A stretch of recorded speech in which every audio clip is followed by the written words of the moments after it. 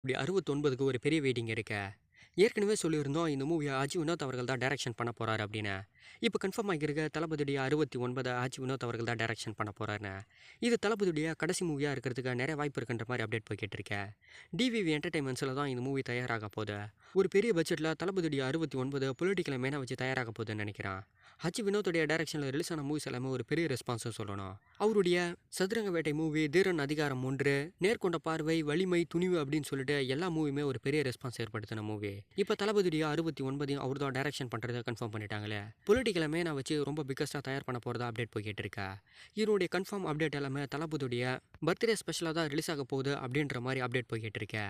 இதனுடைய போஸ்டர் மட்டும் இல்லாமல் ஏதாவது ஒரு வீடியோஸை ரிலீஸ் பண்ணி கன்ஃபார்ம் பண்ணுவாங்கன்னு நினைக்கிறேன். தளபதியுடைய 69 கடைசி அப்படின்னா கண்டிப்பாக ஹைப் ரொம்ப அதிகமாக தான் இருக்குமே. அந்த ஹைப்பை எந்த அளவுக்கு அஜி வினோத் அவர்கள் பூர்த்தி செய்ய போகிறாருன்னு தெரியல. 2025 சம்மருக்கு மேலே இந்த மூவி தேட்டருக்கு வரலாம் அப்படின்றது எல்லாருடைய